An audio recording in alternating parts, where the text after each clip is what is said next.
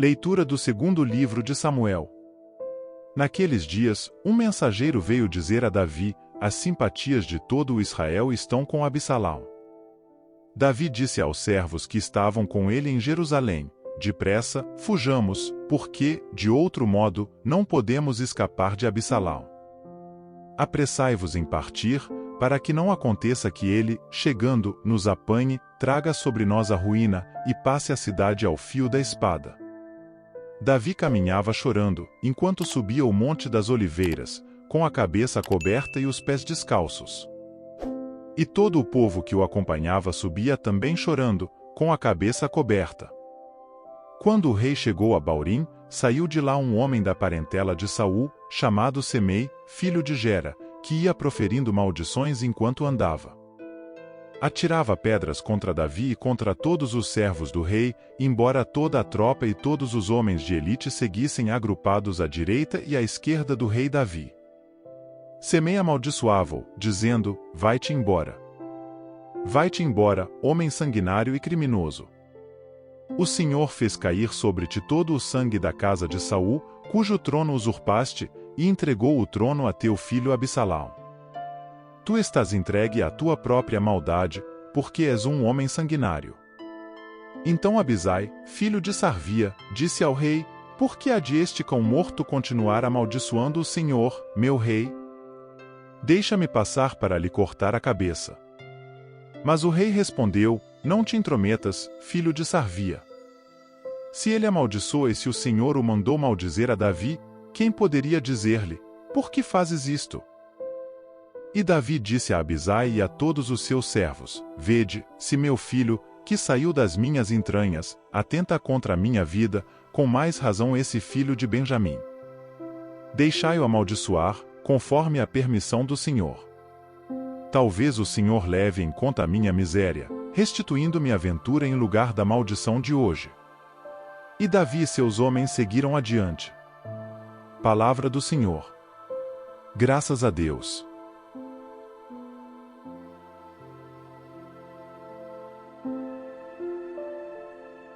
Proclamação do Evangelho de Jesus Cristo segundo São Marcos.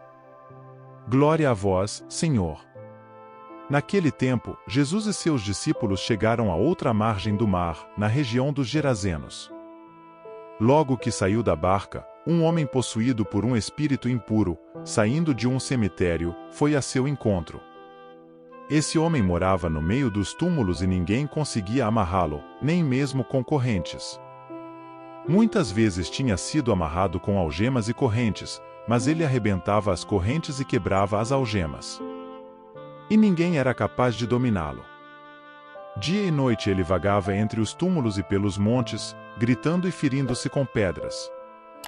Vendo Jesus de longe, o endemoniado correu, caiu de joelhos diante dele e gritou bem alto: que tens a ver comigo, Jesus, Filho do Deus Altíssimo? Eu te conjuro por Deus, não me atormentes. Com efeito, Jesus lhe dizia: espírito impuro, sai desse homem. Então Jesus perguntou: qual é o teu nome? O homem respondeu: meu nome é Legião, porque somos muitos. E pedia com insistência para que Jesus não o expulsasse da região. Havia aí perto uma grande manada de porcos, pastando na montanha. O espírito impuro suplicou: então, manda-nos para os porcos, para que entremos neles. Jesus permitiu. Os espíritos impuros saíram do homem e entraram nos porcos. E toda a manada, mais ou menos uns 2.000 porcos, atirou-se monte abaixo para dentro do mar, onde se afogou. Os homens que guardavam os porcos saíram correndo e espalharam a notícia na cidade e nos campos. E as pessoas foram ver o que havia acontecido. Elas foram até Jesus e viram o endemoniado sentado, vestido e no seu perfeito juízo, aquele mesmo que antes estava possuído por legião.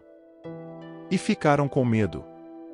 Os que tinham presenciado o fato explicaram-lhes o que havia acontecido com o endemoniado e com os porcos. Então começaram a pedir que Jesus fosse embora da região deles.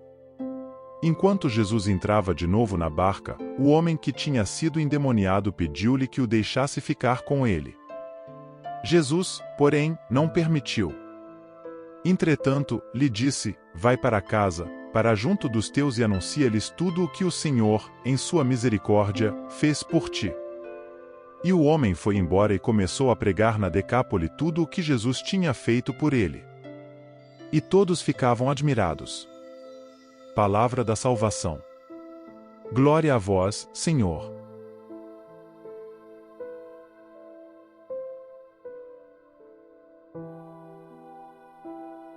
Queridos irmãos e irmãs em Cristo, paz e graça a todos vocês.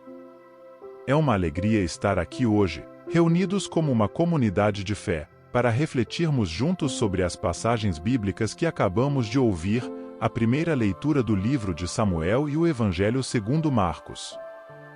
Nestas escrituras, encontramos tesouros de sabedoria que podem iluminar nossas vidas cotidianas, oferecendo-nos orientação e esperança.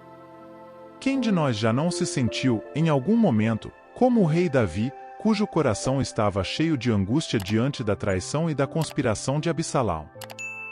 Vivemos em um mundo onde as relações muitas vezes são desafiadoras, e as decepções podem nos assombrar.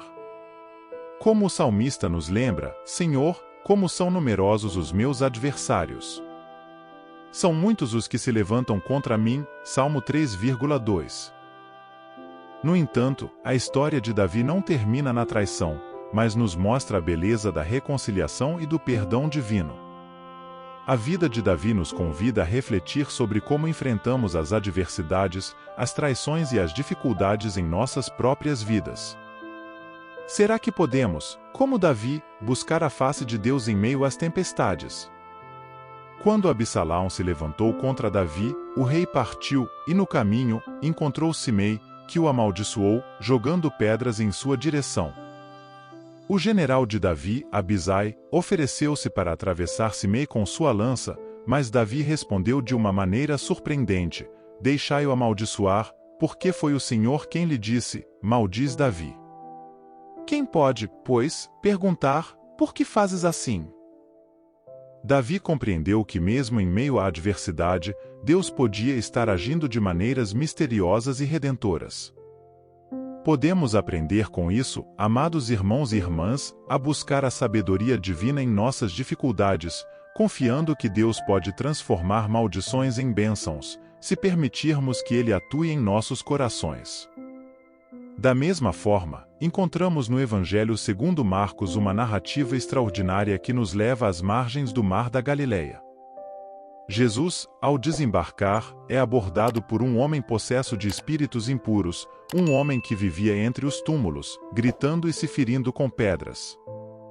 Este homem, que vivia à margem da sociedade, longe do convívio humano, é um retrato vívido das lutas internas que muitos de nós enfrentamos. A cena é impressionante. Jesus, com autoridade divina, ordena que os espíritos impuros deixem o homem, enviando-os a uma manada de porcos. E, como sabemos, os porcos se precipitam no mar e se afogam. Esta imagem nos lembra que, muitas vezes, precisamos enfrentar nossos demônios interiores, permitindo que a luz de Cristo dissipe as trevas que nos assombram. Contudo, a história não termina com a libertação do homem. Ao contrário, vemos o Senhor enviando de volta a sua comunidade para testemunhar o que Deus fez por ele. Vai para a tua casa, para os teus. Anuncia-lhes tudo o que o Senhor por ti fez e como teve compaixão de ti. Assim como o homem liberto, somos chamados a testemunhar a graça transformadora de Deus em nossas próprias vidas. Diante dessas passagens bíblicas, somos desafiados a refletir sobre como enfrentamos as adversidades e como permitimos que Cristo entre em nossas vidas para nos libertar. Quais são as manadas de porcos que precisamos deixar para trás? Quais são os desafios e traições que enfrentamos, e como podemos buscar a face de Deus em meio a essas situações?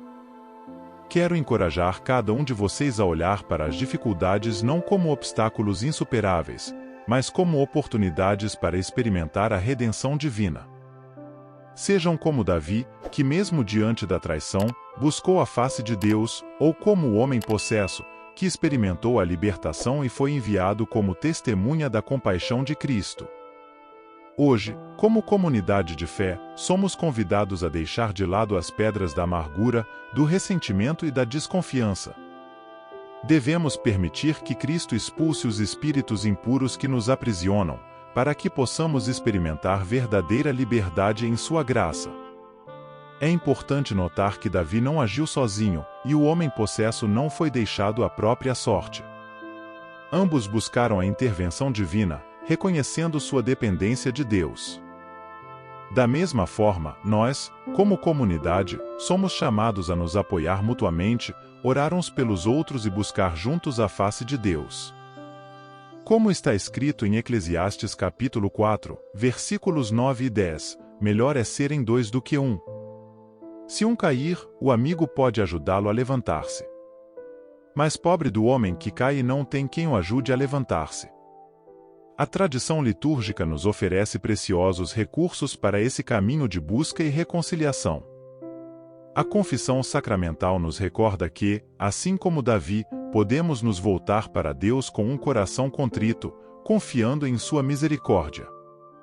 O sacramento da reconciliação não é apenas um ato ritual, mas uma oportunidade real de experimentarmos a libertação e a cura que Cristo oferece. Além disso, a Eucaristia, o ápice da nossa vida de fé, é o lugar onde encontramos força e comunhão para enfrentar os desafios da vida diária. Assim como Jesus enviou o homem liberto de volta à sua comunidade, somos enviados após a missa para sermos testemunhas da graça em nossos lares, locais de trabalho e comunidades. Queridos irmãos e irmãs, a mensagem destas Escrituras é clara. Deus está presente em nossas vidas, mesmo nas situações mais difíceis. Ele é capaz de transformar traições em reconciliação, trevas em luz e cativos em libertos. Precisamos confiar em sua providência e buscar sua face em todas as circunstâncias. Antes de concluir, quero desafiá-los a refletir sobre uma ação prática que vocês podem realizar nesta semana, inspirados pelas lições dessas passagens bíblicas. Pode ser um gesto de perdão, um ato de amor ao próximo, ou uma decisão de buscar ajuda para enfrentar demônios interiores.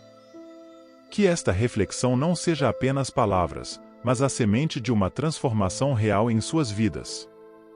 Ao nos despedirmos, recordemos as palavras do apóstolo Paulo em Filipenses 4, versículo 7, a paz de Deus, que ultrapassa todo entendimento, guardará os vossos corações e vossas mentes em Cristo Jesus.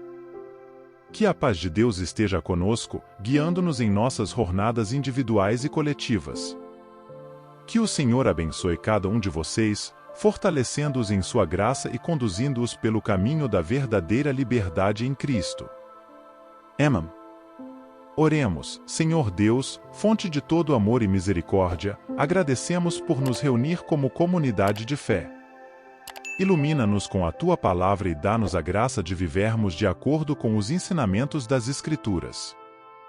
Que a Tua paz reine em nossos corações, e que possamos ser testemunhas vivas da Tua graça transformadora. Por Cristo, nosso Senhor. Amém.